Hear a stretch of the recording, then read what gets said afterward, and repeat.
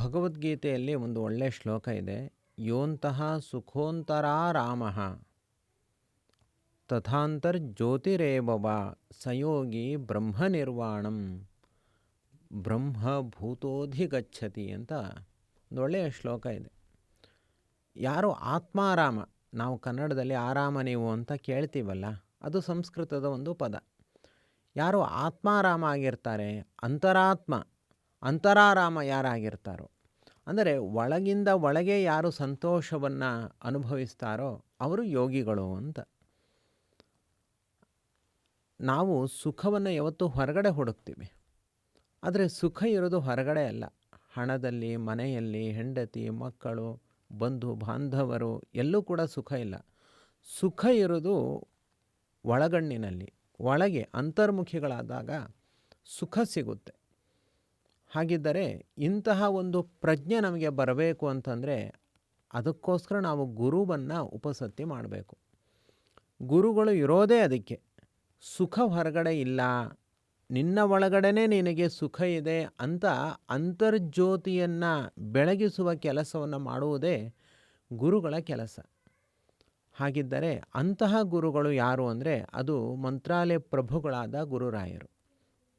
ಮಂತ್ರಾಲಯ ಪ್ರಭುಗಳಾದ ಗುರುರಾಯರ ಸೇವೆಯನ್ನು ಯಾರು ಮಾಡ್ತಾರೋ ಅವರು ಆತ್ಮಾರಾಮರಾಗಿ ಅಂತರಾರಾಮರಾಗಿ ಸಂತೋಷದಲ್ಲಿ ಜೀವನವನ್ನು ಅವರು ನಡೆಸ್ತಾರೆ. ಈ ವಿಷಯದಲ್ಲಿ ಅನೇಕ ಭಕ್ತರು ಕೂಡ ನಮಗೆ ಸಾಕ್ಷೀಭೂತರಾಗಿದ್ದಾರೆ. ರಾಯರ ಸೇವೆಯನ್ನು ಮಾಡ್ತಾರೆ, ರಾಯರ ನಾಮಲೇಖನವನ್ನು ಮಾಡ್ತಾರೆ. ತನ್ಮೂಲಕವಾಗಿ ಅವರು ಸಂತೋಷವನ್ನು, ಆನಂದವನ್ನು ಅವರು ಅನುಭವಿಸ್ತಾರೆ. ಮತ್ತೊಬ್ಬರಿಗೂ ಕೂಡ ನೀವು ಹೀಗೆ ಮಾಡಿ, ನಾವು ಇದರಲ್ಲಿ ಆನಂದವನ್ನು ನಾವು ಹೊಂದಿದ್ದೀವಿ ಅನ್ನೋದ ಸಂದೇಶವನ್ನು ಕೂಡ ತಿಳಿಸ್ತಾರೆ.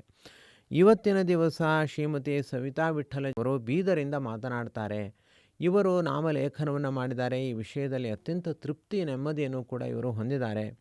ಅವರ ಮಾತನ್ನು ಈಗ ಕೇಳಿಸಿಕೊಳ್ಳೋಣ, ಬನ್ನಿ. ಎಲ್ಲರಿಗೂ ನಮಸ್ಕಾರ.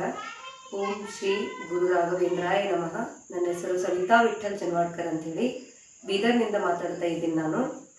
ನಾನು ಹೀಗೆ ಒಂದು ಸಲ ಯೂಟ್ಯೂಬ್ ಚಾನಲ್ನಲ್ಲಿ ಬರುವಂಥದ್ದು ಶತಕೋಟಿ ಶ್ರೀ ರಾಘವೇಂದ್ರ ನಾಮಲೇಖನ ಪುಸ್ತಕವನ್ನು ಬರೆಯುವುದನ್ನು ಕೇಳಿದ್ದೀನಿ. ಅದು ನೋಡಿದ ತಕ್ಷಣ ಯಾಕೋ ಏನೋ ಒಂದು ನಿಮಿಷದಲ್ಲಿ ನನಗೆ ಯಾವ ರೀತಿ ಅನ್ನಿಸ್ತು ಅಂತಂದರೆ, ಅದು ಯಾವಾಗ ಬರೀಲಿ ಅನ್ನೋದು ತುಡಿತ ನನ್ನ ಮನಸ್ಸಿನಲ್ಲೇ ಹುಟ್ಟಿತು ನನಗೆ. ಅದು ಕಾರಣ ಹೌದು ಅಂತಂದ್ರೆ, ನನ್ನ ಮಗ 10ನೇ ತರಗತಿಯಲ್ಲಿ ಓದುತ್ತಾ ಇದ್ದ, ಆದರೆ ಎಂದೂ ಪುಸ್ತಕವನ್ನು ಹಿಡಿತಾನೇ ಇರಲಿಲ್ಲ. ಅವನೊಂದು ನನಗೆ ಏನಾಗಿತ್ತು ಅಂದರೆ ಚಿಂತೆ ಹುಟ್ಟುಬಿಟ್ಟಿತ್ತು. 10ನೇ ತರಗತಿ ಹೇಗೆ ಅಂತ ನಿಮಗೆಲ್ಲ ಗೊತ್ತೇ ಇದೆ, ಆದರೆ ಒಂದು ಪುಸ್ತಕವನ್ನೇ ಹಿಡಿತಾ ಇರಲಿಲ್ಲ. ಅದಕ್ಕೆ ಶ್ರೀ ರಾಘವೇಂದ್ರರನ್ನು ಸ್ಮರಣೆ ಮಾಡಿಕೊಂಡು ನಾ ಏನು ಮಾಡಿದೆ ಅಂತಂದರೆ, ಪುಸ್ತಕಕ್ಕೋಸ್ಕರ ನಾ ಏನು ಮಾಡಿದೆ ಅಂತಂದ್ರೆ ವಾಟ್ಸಪ್ನಲ್ಲಿ ಮೆಸೇಜನ್ನು ಹಾಕಿದ ತಕ್ಷಣ ಅವ್ರು ಏನು ಮಾಡಿದ್ರು ಅಂತಂದ್ರೆ, ನಂಬುತ್ತಿರೋ ಬಿಡ್ತಿರೋ ಗೊತ್ತಿಲ್ಲ, ಇದು ಎಕ್ಸಾಮು ಮೊದಲನೇ ದಿನವೇ ನನಗೆ ಪುಸ್ತಕ ಏನಾಯಿತು ಅಂತಂದ್ರೆ, ನನಗೆ ನನ್ನ ಕೈಯಲ್ಲಿ ಬಂದು ಪುಸ್ತಕವು ತಲುಪಿತು. ಅಂದೇ ದಿನ ನಾನು ಪ್ರಾರಂಭವನ್ನು ಮಾಡಿದ್ದೀನಿ.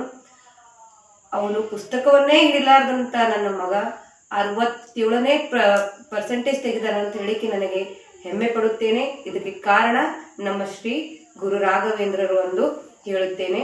ಮತ್ತೊಂದು ಸಲ ನಾನು ಶ್ರೀ ರಾಘವೇಂದ್ರವನ್ನು ಸ್ಮರಣೆ ಮಾಡುತ್ತಾ ಮುಂದೆ ನಾನು ಹೇಳಬೇಕನ್ನಿಸಿದ್ರೆ, ಈ ಪುಸ್ತಕವನ್ನು ಪ್ರಾರಂಭ ಮಾಡಿದಾಗಿಂದ ಅನೇಕ ಸಮಸ್ಯೆಗಳನ್ನು ನಾನು ಎದುರಿಸಿದ್ದೇನೆ. ಉದ್ಯೋಗವನ್ನು ಕಳ್ಕೊಂಡೆ, ಆರೋಗ್ಯವನ್ನು ಕಳ್ಕೊಂಡೆ, ಎಲ್ಲಾನು ಕಳ್ಕೊಂಡೆ. ಇದು ನನ್ನ ರಾಘವೇಂದ್ರ ನನ್ನನ್ನು ಪರೀಕ್ಷಿಸುತ್ತಾನೆಂದು ತಿಳಿದುಕೊಂಡು ನಾನು ಏನು ಮಾಡಿದ್ದೇನೆ ಅಂತಂದರೆ, ಬರೆಯುವುದನ್ನು ನಿಂದಿಸಲಿಲ್ಲ. ನನ್ನಲ್ಲಿ ಒಂದು ದೃಢ ನಿಶ್ಚಯವಾಗಿತ್ತು, ದೃಢ ನಿರ್ಧಾರ ಹೊಂದಿತ್ತು. ಇವತ್ತಿನ ನಾಳೆನ ಕಳೆದುಕೊಂಡದ್ದೆಲ್ಲ ನನಗೆ ಸಿಗುತ್ತದೆ ಅಂತ ತಿಳ್ಕೊಂಡು ನಾನು ಬರೆಯಲು ಹಾಗೇ ಮುಂದುವರಿಸುತ್ತಾ ಇದ್ದೆ. ನೀವು ನಂಬಿದ್ರಿ, ರಾಯರನ್ನು ನಂಬಿ ಏನು ಮಾಡಿದೆ ಅಂತಂದ್ರೆ ಬರೆಯುವುದನ್ನು ಎಂದೂ ನಿಂದಿಸಲಿಲ್ಲ. ನನ್ನ ಆರೋಗ್ಯ ಮೊದಲಿಗಿಂತಲೂ ಸದೃಢವಾಗಿ ನಿಮ್ಮ ಎದುರು ಕೂತು ನಾನು ಮಾತಾಡೋಷ್ಟು ನಾನು ಏನಾಗಿದ್ದೇನೆ ಅಂದರೆ, ನನ್ನ ಆರೋಗ್ಯ ಸಮಸ್ಯೆ ಎಲ್ಲ ಪರಿಹಾರಗೊಂಡಿದೆ ಎಂದು ಹೇಳಿಕೆ ತುಂಬ ಖುಷಿ ಪಡ್ತಾ ಇದ್ದೀನಿ. ನನ್ನ ಹೋಗಿದಂತಹ ಉದ್ಯೋಗ ಸಹಿತ ನನಗೆ ಸಿಕ್ಕಿದೆ. ನನಗೆ ಕಳೆದುಕೊಂಡದೆಲ್ಲ ನನಗೆ ಸಿಕ್ತು.